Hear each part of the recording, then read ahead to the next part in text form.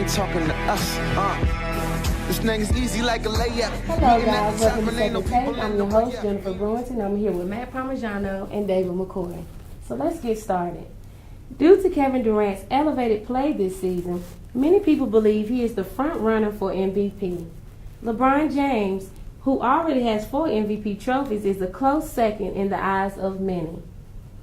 The question we want answered is, which of these two is the better all-around player right now?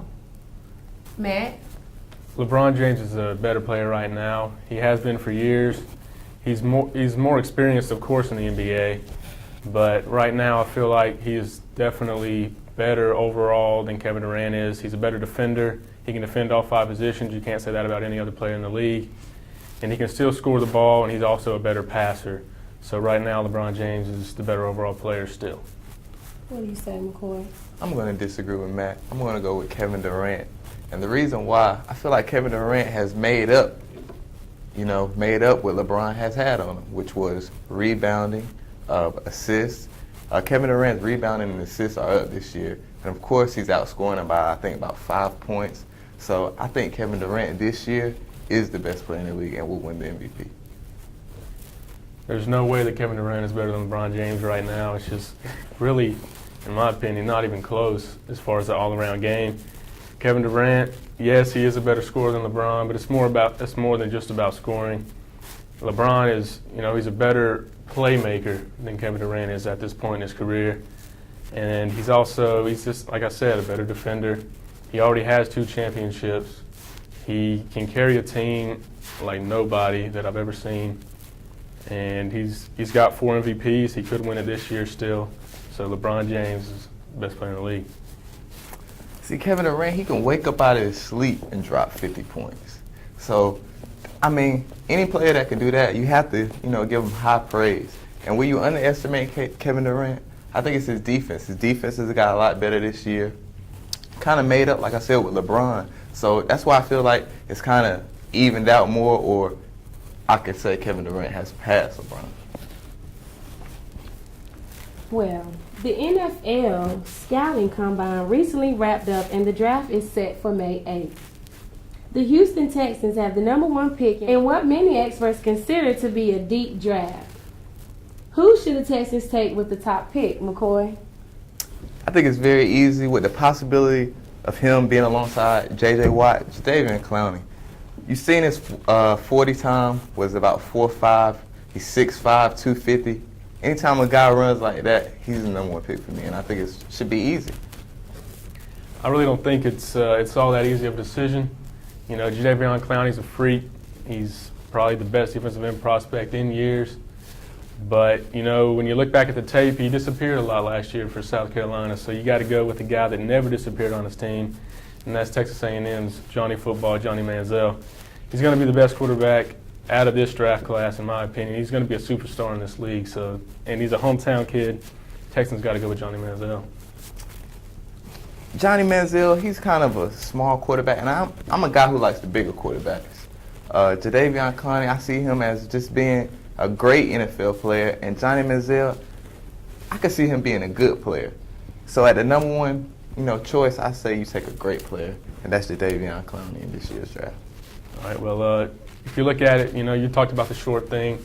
He is a short player, but Russell Wilson just won the Super Bowl, and he's shorter than Manziel is actually. So you got to go with Manziel. He's a great competitor. He's going to carry a team. In my opinion, he's a star. He's got star quality. He can revamp the Texans, like their outlook towards football, and he's just going to make that team a playoff contender, I think, in his first season if they pick him. So Johnny Manziel. Well, you have it there. Jason Collins and Michael Sam are 2 professional athletes that have come out and proclaimed that they are gay. Collins became the first openly gay active player to play in the NBA, and Sam is expected to be the first in the NFL once he's drafted. Both men have received mixed public reactions to this point. So the question is, do you think that professional athletes should come out to their teams and the public? Matt? No, I don't think they should. I'm going to start by saying I have nothing against gay people. I respect them. But this is something that doesn't really have a place in sports, in my opinion. when you look at it, Jason Collins and Michael Sam are both average athletes. I mean, of course, they're professionals. They're good to be in the pros, but they're average athletes, and they're getting way too much credit for coming out and being gay. You know, straight people don't get celebrated for being straight, so I don't feel like that they should be celebrated.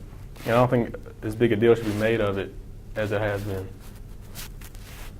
I do agree with you by saying Michael Sam and Jason Collins are definitely average athletes.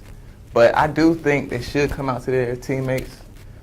Being in a locker room with, mainly guys and a lot of guys, I think the team should, be able to know that, I mean, it's up to you to what you want to do and who you want to date. But I feel your teammates and, a lot of people call these guys their brothers should be able to know.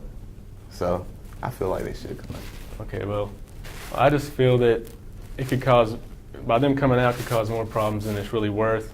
I don't feel that sexuality and religion and stuff should really get involved with the workplace, not just in sports, but in any place. Your personal business is your personal business, and I just feel like people should keep it that way.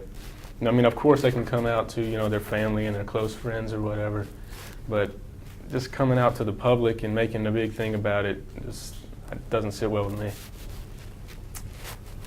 This is something we haven't really seen a lot in sports, and I can see it happening a lot more. So I feel like as a team or as a coach or whoever the leaders on that team need to have like a meeting with the player and discuss, because it's going to be very different dealing with an athlete who may be gay. So that's how I think they should handle it.